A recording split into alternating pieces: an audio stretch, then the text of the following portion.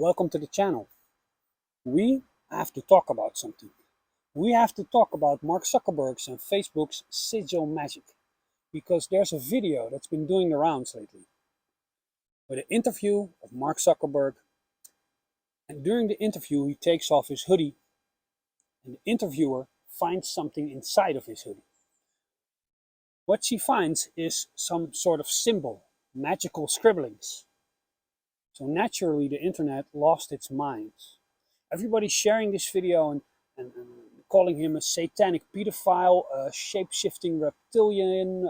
Mark Zuckerberg, he's part of the Illuminaty. I'm here to tell you that all those people are completely wrong.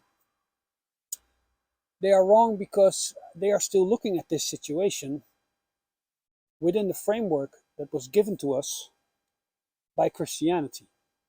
I, on the other hand, as a pagan, can look at it differently.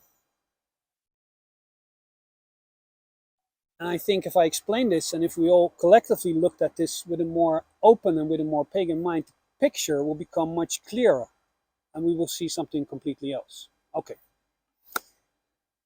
I'll link that video. It's the first link in the description of this video, so you can check it out yourself. But it's basically an interview. A woman is interviewing Mark Zuckerberg. He takes off his hoodie. Everybody applauds because they think that's really great for some reason.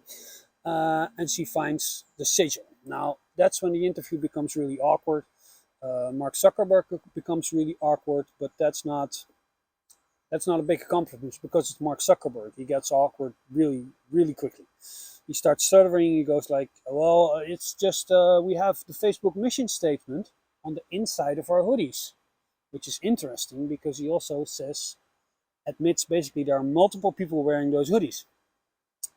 And then the interviewer says, well, are you part of the Illuminati? Ha ha ha ha. And then Mark Zuckerberg gets even more awkward and he starts stuttering and they change the subject. I've taken a look at that video and it's in the description, so you also can look at it yourself. What it appears to be is a sigil. Now, what is a sigil? Well, there are many types of magic that you can practice, but the most commonly used form of magic is sigil magic. A sigil is a symbol. A symbol that when charged can change the reality of this world in accordance with your own true will. Now, when you have that sigil, you still need to charge it. How do you charge a sigil? Well, there are many ways to charge a sigil. I've heard of magicians drawing the sigil, taking it in their hands and going on roller coaster rides in the Efteling or in Six Flags, and then they just scream, "Ah!" and they put all the adrenaline and anxiety in that sigil, and that, my friends, is what charges the sigil. There are also chaos magicians who masturbate with sigils and use their sex energy to charge a sigil. I don't know why I bring that up, but that's also an option. But what Mark Zuckerberg does is actually pretty smart. He puts it on the inside of his clothes, so everything he does during the day, the walking, the emotions, the talking, everything that charges his own nervous system, charges that sigil, and the sigil changes reality for him.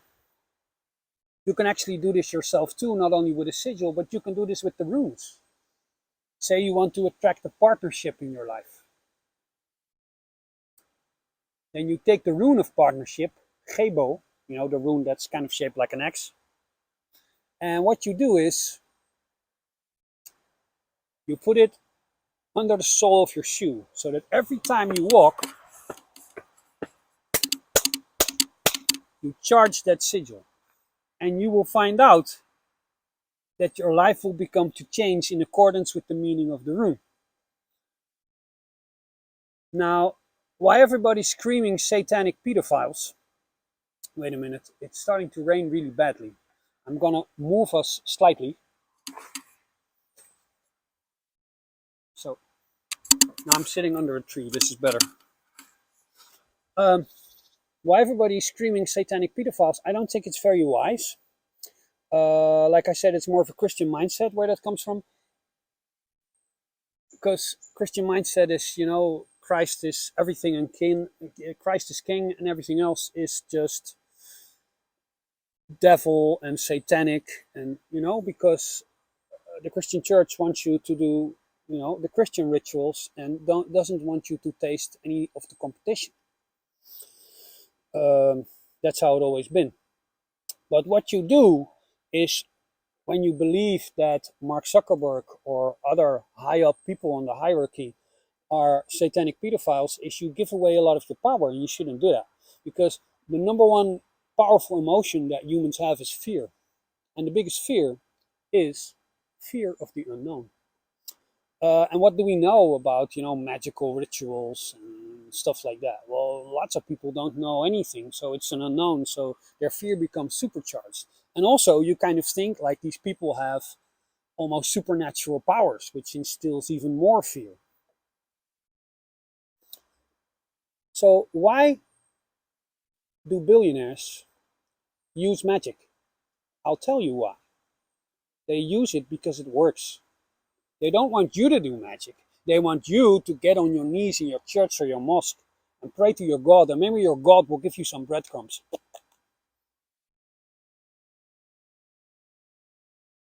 They want you on your knees and tiny, while they hack the very fabric of reality and get more and more and more of what they want. Isn't it time, people? Isn't it time that we take the magic from the billionaires and from the Freemasonry lodges, that we take it and we give it back to the people? You can't take it from them, but you need to take it for yourself. I think it's important. I mean, if they're doing it and it's working, because, well, you can discuss about how evil Mark Zuckerberg is, and that's a good discussion because he probably is. But he is successful and he is powerful. That man can turn elections. That man can start revolutions with what he's created. He is very powerful. And I think us, just normal people, we could use a bit of that power. There's another example of this as well. I'll see if I can link to another video, the Bohemian Grove video. It was like, I think, 10, 15 years ago. Alex Jones broke into Bohemian Grove, which is this really fancy estate where like really ex-presidents and really the high-ups in society come for special retreats. And he broke in at night and he filmed that there was a big fire and a huge effigy of an owl, and they were doing some sort of ritual. Now, he shot some like crazy blurry video. It came on the internet, and everybody, especially the Christians in America, were like, I knew it. I knew the elite were all satanic pedophiles. Well, and I think actually that, you know, I believe that was real, but I believe, like I said, they do rituals. Why? Because it works. The owl could be a symbol of the goddess Athena. They do it because it works.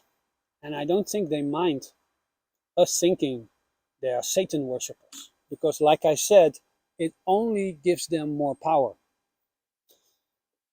So I highly recommend, if you haven't done so already, to read a book about magic, take a walk in nature, and start cautiously, if you haven't already, practicing magic. Because it works. Now, there's another thing we need to talk about. And, well, if you're talking about Facebook and sigil magic, the wind's picking up on this. I'm starting... Mark Zuckerberg doesn't want me talking about this. He's sending a storm. Getting all paranoid. All companies do sigil magic. All of them. Because all companies have a logo. Like the Mercedes car has a logo. Everything has a logo. And that's basically their sigil, which we charge with our energy. So all companies do some sort of sigil magic. That's how I see it. But I want to take a little bit of time and look about Facebook's logo, or it's not called Facebook anymore. It's called Meta now, named after the metaverse, which is apparently at this moment failing, but they still kept the name. Meta has a logo which is like the infinity. I'll put it in the thumb. The infinity logo, right? People go like, yeah, well, because life is cyclical, and you know, just Facebook and Instagram and Meta just keep going on and on and on. That's not what I get from it. The symbolism I get from it is pretty different. When I looked at it, it looked for me like Ouroboros. the snake that eats its own tail. Now, I talked about snakes and Ouroboros and Jormungandr a lot in my Dragons and Serpents video. If you haven't watched that already, I recommend you do. I'll probably put that in the description as well. But a serpent that eats his own tail, which is kind of what Jormungandr is, because Jormungandr also, the Midgard serpent, encircles the worlds of man and just almost bites his own tail because it's so big, often represents our subconscious fears. And it also represents a border. It is Jormungandr who circles the world of man and actually keeps us in our own world and keeps us from exploring the 9 worlds. So the symbolism there is, if you face your fear and if you overcome your fear, don't kill your fear, by the way. You can't kill Jormungandr. Thor, the god of thunder, couldn't even kill Jormungandr. Well, he could, but he killed himself in the process.